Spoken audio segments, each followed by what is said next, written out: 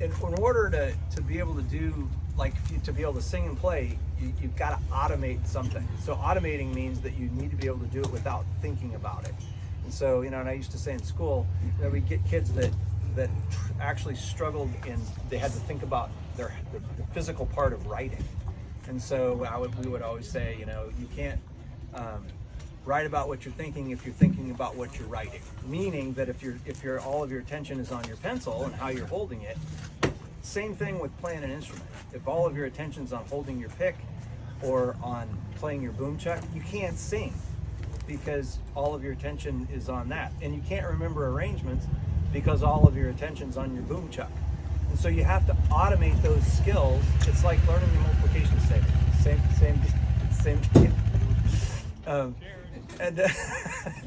I think we're good. Like the cavalry. Yeah. Showed up too late. Yeah, we think we just sort of made it work. Anyway, so this book talks a lot about that, and I think that part of it is the part where you have to automate certain skills. And it's the same thing if you're learning to play solo stuff, but just in rhythm guitar, being able to play that rhythm without actually thinking about what you're doing and then just making it an instinctual part of what you're doing is super important. And so it kind of covers how to automate that stuff. And I never just like tout a book, but I read this and it really changed my life in a lot of ways because it validated a lot of the stuff that I'd done at school, but it also does a really good job of focusing you on the things that are going to help you get better, quicker, more efficiently, which I think is great. Things like what's your optimal practice time? You have to think about, for me, it was always like first thing in the morning right after coffee. So I've started when I wanted to, like, I just did this tour with John Reichman and I had to learn a bunch of stuff. And so I started thinking, okay, what's the best way to do that? Well,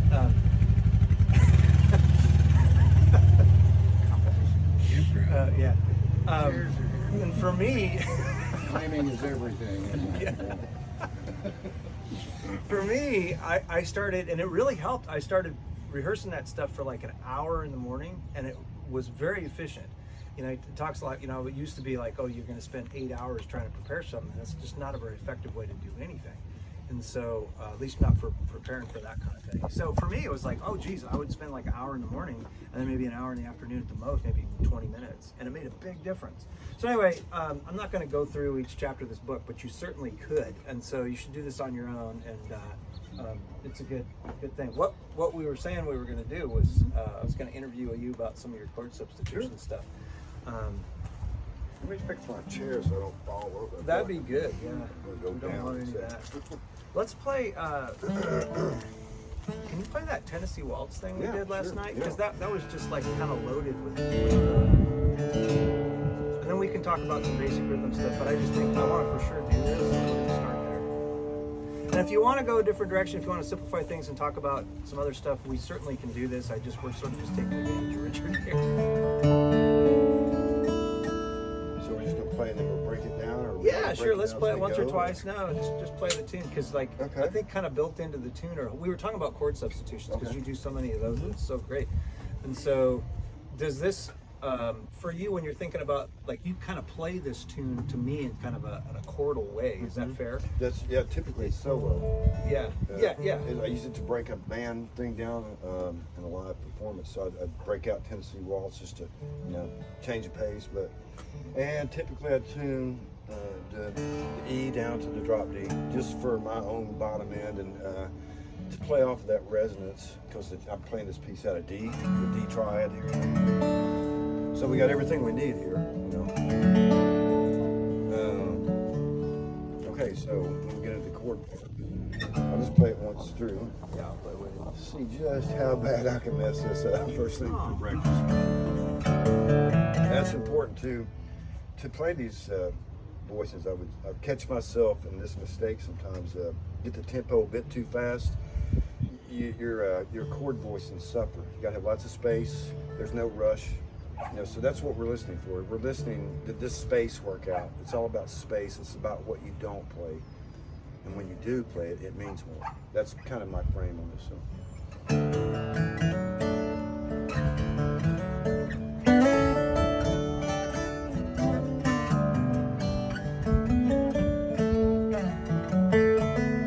This is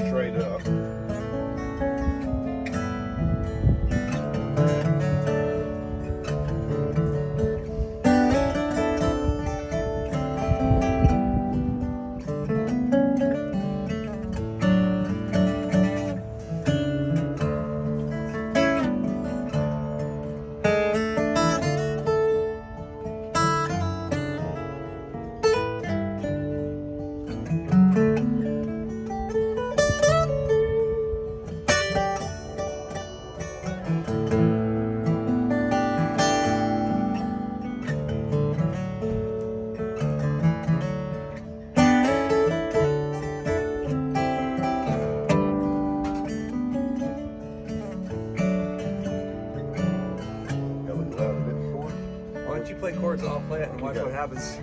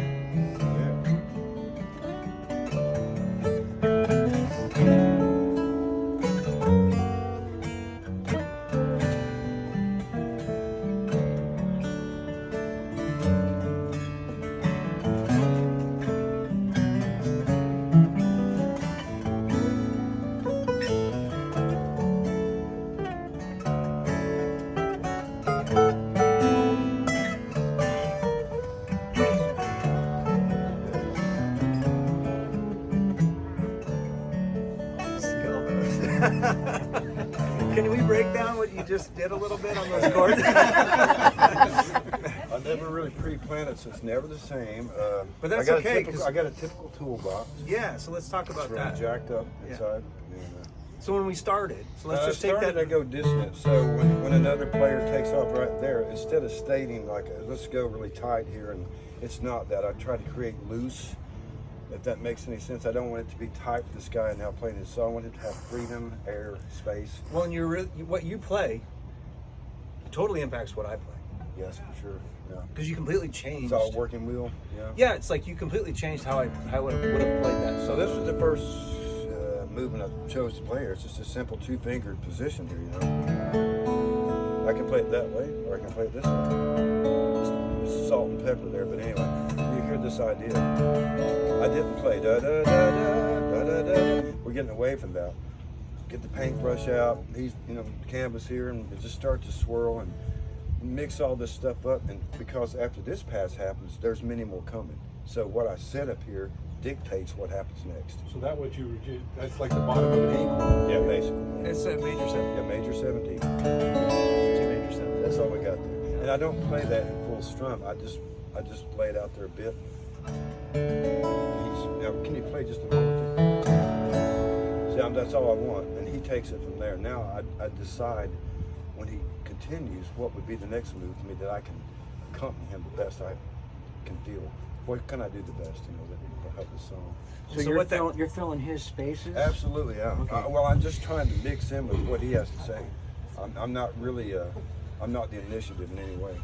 I'm just strictly a background support, a very low key, and not to stand out. These chords are meant to be, you almost have to listen for them. They're almost not there. That's the way to play them, I think. Or at least that's the way I try to play them. It's not, you hear it like very clearly. You think, did I just hear that? That's more the way I look at it. Or what the hell was that? In a good way.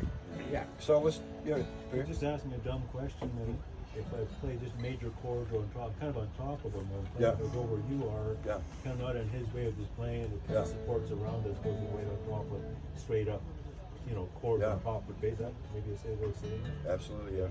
Yeah. So what do you go to after? So you basically kind of started with a major 7 that time. Yeah, that major 7's again. Now minor 5th.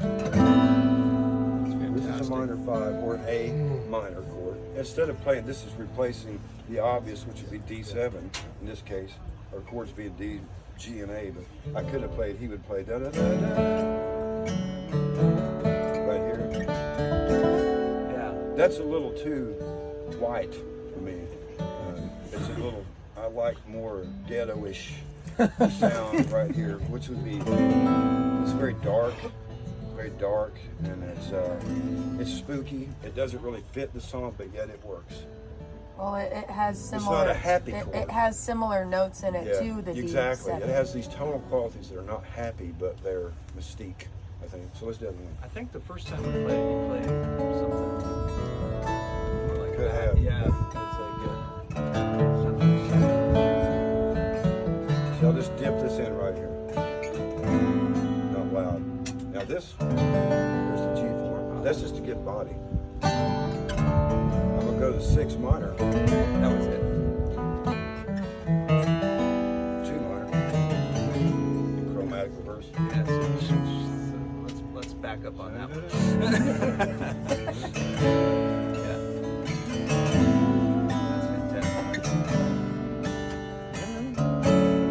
Sometimes I play So this. what's that right there? It's just a D major form again. Okay, it's just up the neck, so it's the same. So he's looking for those same. It's the same thing as it's a D major 7. Different flavor. But so what makes a D major 7 is you're adding a C sharp note to it instead of, so it's just the octave that's then down basically a half step, which is what makes a major 7.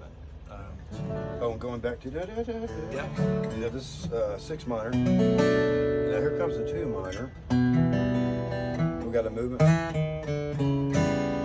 really great.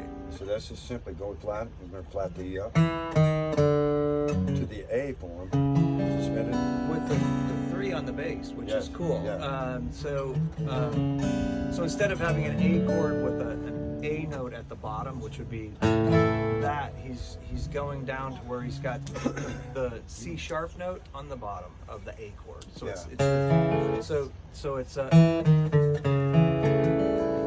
in this tuning. So one of the things, like when I tend to play with another guitar player or capoed like this, I'll try to put my capo someplace different than where he is, if at all possible. Yeah, good point there. Yeah. Just it kind of makes a, like for us right now, it makes a much bigger. They get big textures. Creates a everywhere. lot of space. Yeah, and a lot of space. And so anyway, let's continue. With All right.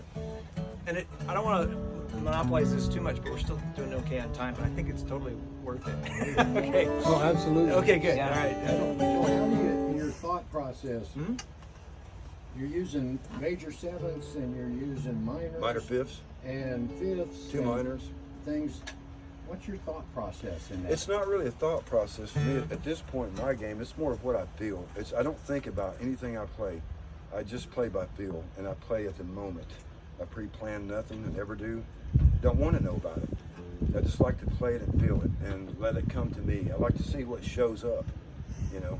But to get to that point, what do you have to Listen to a lot of you, music. You have to go through a yeah, thought process. it's to a get lot there. of you spend a lot of time in the forest, you know. Yeah.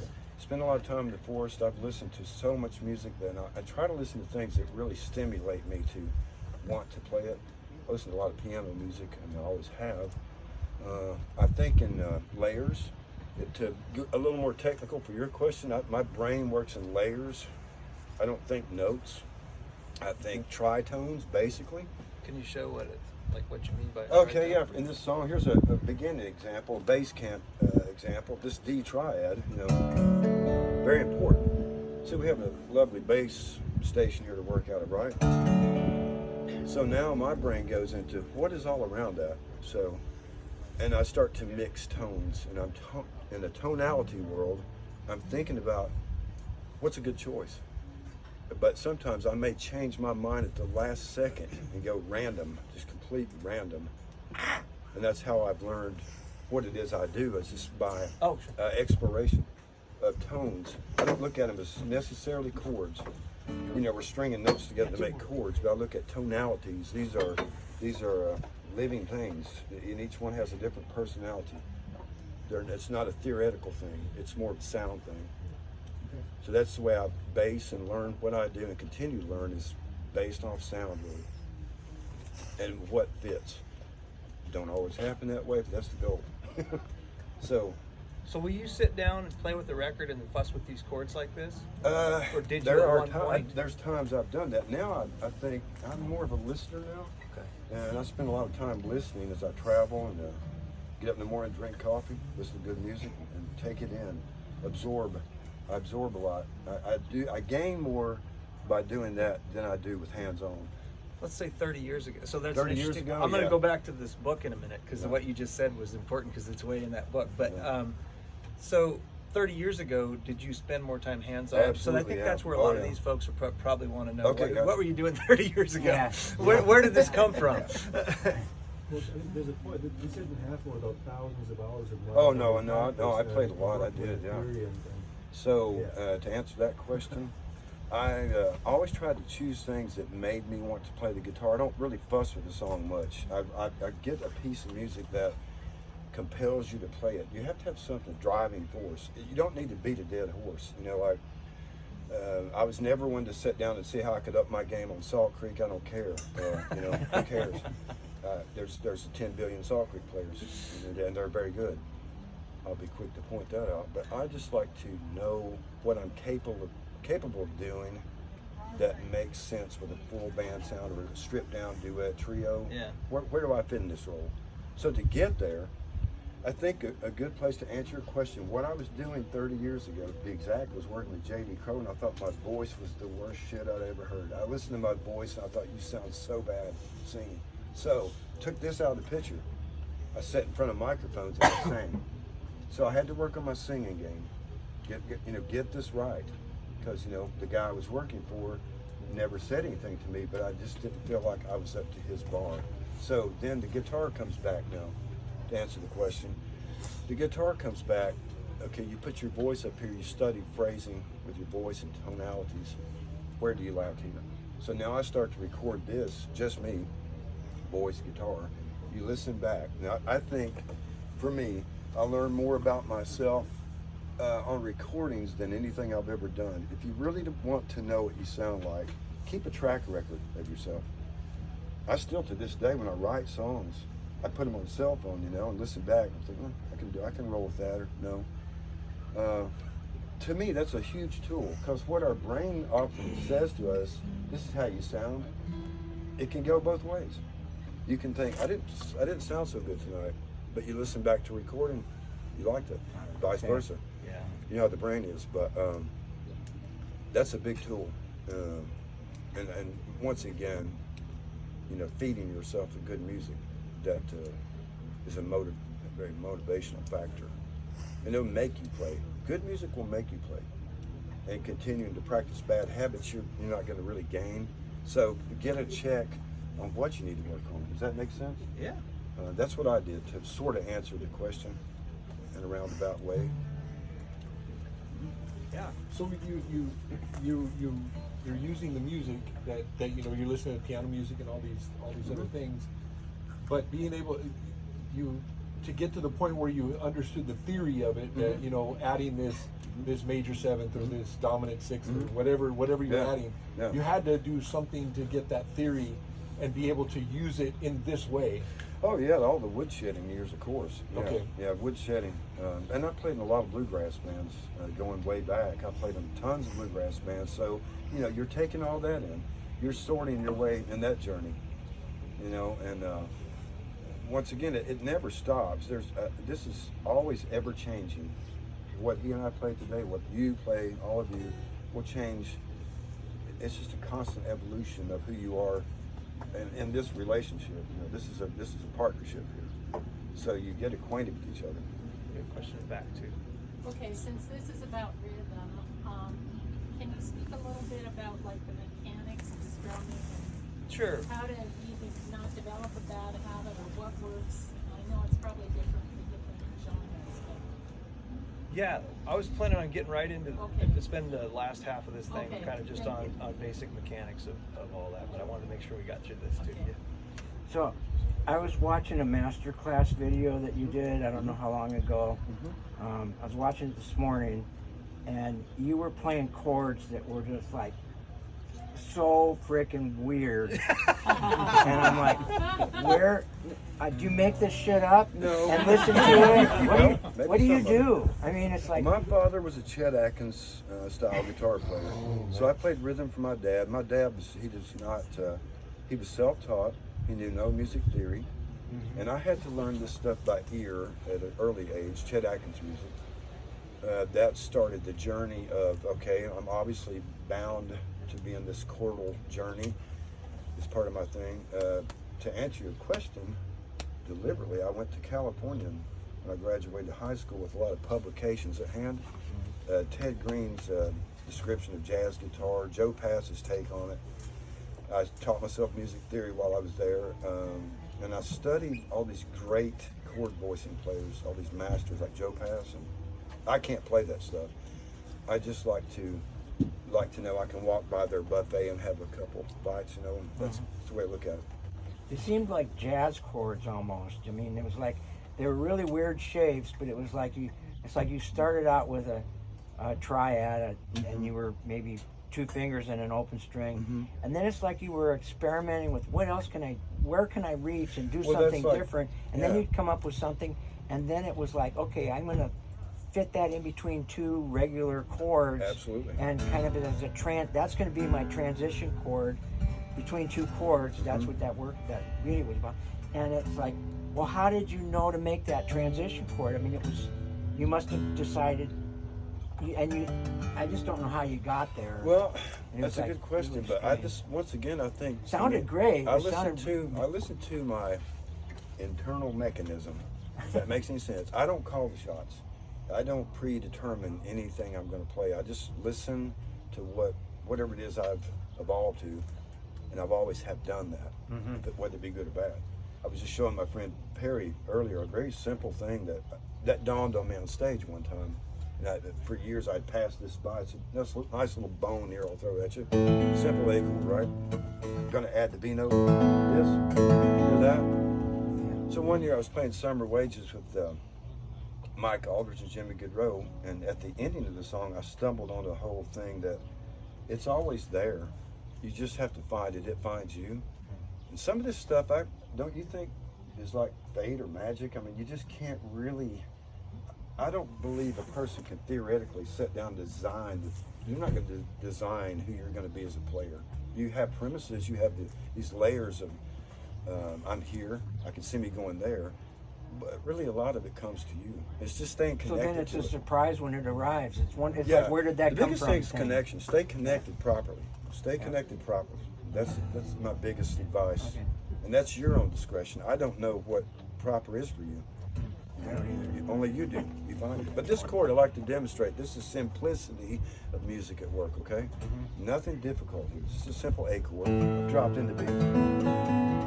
So there's the song "Summer Wages." I don't know if you folks are familiar. If you are, the ending goes 4/1. Years are gambled and lost like summer wages.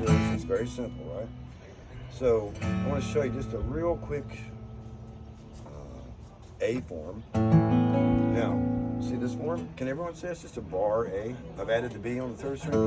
Now we move this down 1 fret. It changes things totally. Hear that? These are the kind of things I search for. This is what I hope shows up. And I didn't study that.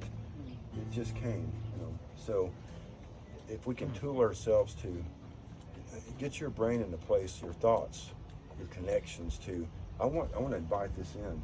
That's what you need to find, I think. That's what worked for me. And it never stops. I can listen to one Ray Charles record and stay awake for 2 nights thinking about that stuff. I hope that helps on. Yeah. I'm not a very theoretical. My theory is it's very much fundamental. And I try to keep it that way because I try to stay away from mechanics in music. But we all know there are things we have to do. Got to get our right hand. You mentioned the right hand. That's coming. But yeah, being comfortable. Stay comfortable when you play. Don't play too fast. Don't play too hard. And find where your happy place.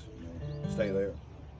Well, maybe we can come back to this if you have any more questions. I was going to kind of move through some actual, like, just kind of basic rhythm stuff as well, since I think some of you probably want to hear that as well, depending on where you're at in your journey of working on music stuff. About to drop. Raindrop. Hopefully, yes.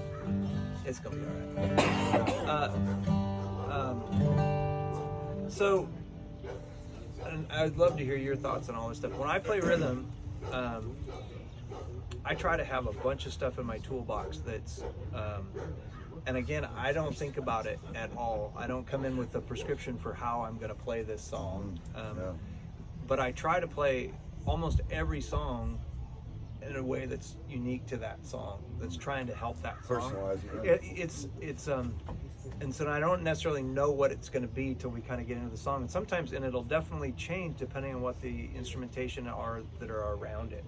And so, for instance, if we just kind of back up and go with, your basic strum, most of y'all should know that. And so let's just do that a little bit and actually get you playing a little bit. So find a G chord. We're going to do just a simple boom check, and we're going to work on a couple things. And I'm going to add a couple things. Maybe we'll do